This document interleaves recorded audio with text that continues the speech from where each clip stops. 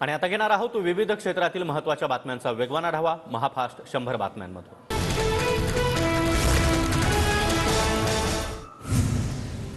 नारायण राणे यांची लोकसभा उमेदवारी निश्चित। रत्नागिरी सिंधुदुर्ग लोकसभा मतदारसंघासाठी भाजपकडून राणे उमेदवार। नारायण राणे आणि विनायक राऊतांमध्ये थेट लढत होणार, सूत्रांची माहिती।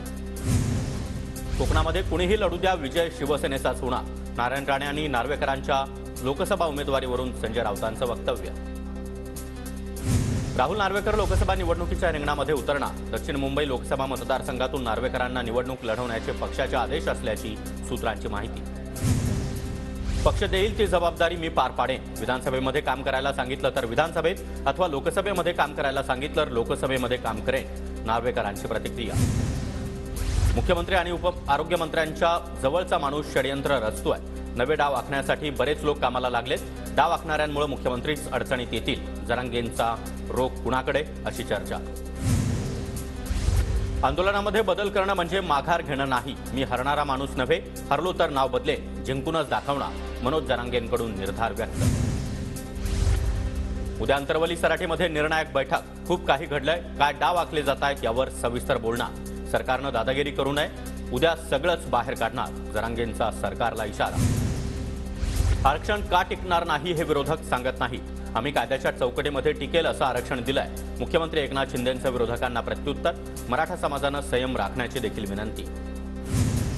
जालन्यामध्ये रास्ता रोको दरम्यान पोलिसांचा सौम्य लाठीचार्ज। धोपटेश्वर परिसरामध्ये आंदोलक आणि पोलिसांमध्ये बाचाबाची। 8 ते 10 आंदोलक पोलिसांच्या ताब्यात। पुण्यातील हडपसरमध्ये मराठा आंदोलक रस्त्यावर झोपले।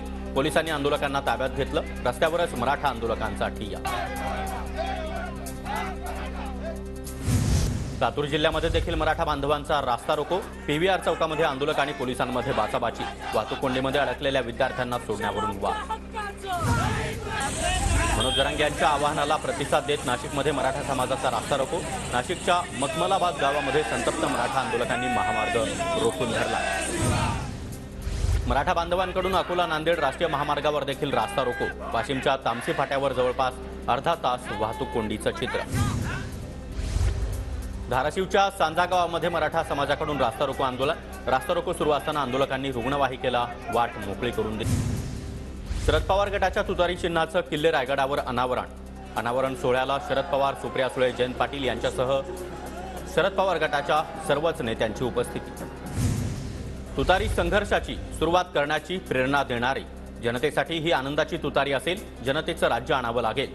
चिन्हाच्या अनावरणावेळी शरद पवारांकडून निर्धार व्यक्त। छत्रपतींचं नाव न घेणाऱ्या पवारांना आज रायगड आठवला। छत्रपतींचं नाव घेतल्यावर मुस्लिम मतं जातात हे त्यांचं मत होतं। राज ठाकरेंची शरद पवारांवर टीका। लोकांच्या मनामध्ये घड्याळ आहे, फक्त चिन्हामुळे फरक पडणार नाही। पवार गटाच्या नव्या चिन्हाच्या अनावरणावर छगन भुजबळांची प्रतिक्रिया। चिन्ह लोकांपर्यंत पोहोचेल, पण लोक मत देतील का हे पाहावं लागेल। शरद पवार गटाच्या नव्या चिन्हाच्या अनावरणावर शहाजी बापू पाटलांची प्रतिक्रिया। लोकांनी नेत्यांना वठणीवर आणलं पाहिजे, नाहीतर राजकारणाचा अजून चिखल होईल। महाराष्ट्राच्या जनतेनं निर्णय घेणं गरजेचं। निवडणुकांच्या पार्श्वभूमीवर राज ठाकरेंचं जनतेला आवाहन। एकाच व्यासपीठावर बसलो म्हणजे युती होत नसते। मनसे भाजप युतीच्या चर्चेवर राज ठाकरे। भाजपाध्यक्ष जे.पी. नड्डांनी अजित पवार आणि शिंदेंना कमळावर लढण्याचा प्रस्ताव दिला। ठाकरे गटाचे खासदार संजय राऊतांचा दावा। धनुष्यबाण आणि घड्याळावर लोक मतदान करणार नाहीत असं नड्डा म्हणाले। संजय राऊतांचा दावा। संजय राऊत शकुनी संभ्रम निर्माण करण्याचं काम करतात। संजय शिरसाट यांचा राऊतांच्या वक्तव्यावरून पलटवार। बारामतीमध्ये सुनेत्रा पवारांच्या हस्ते सलग तिसऱ्या दिवशी भूमिपूजन कार्यक्रमांचा धडाका। बारामती लोकसभा मतदारसंघातून अजित पवार गटाच्या उमेदवार म्हणून सुनेत्रा पवार यांचं नाव जवळपास निश्चित। बारामतीमध्ये सुनेत्रा पवार यांचे भावी खासदार आशयाचे बॅनर्सही झळकले। सुनेत्रा पवार यांच्या दौऱ्यानिमित्त कार्यकर्त्यांकडून बॅनरबाजी। पुण्यामध्ये आज महाविकास आघाडीची जाहीर सभा। एक घटक पक्ष सभेला उपस्थित राहणार। शरद पवार, नाना पटोले, आदित्य ठाकरे देखील सभेला हजेरी लावणार।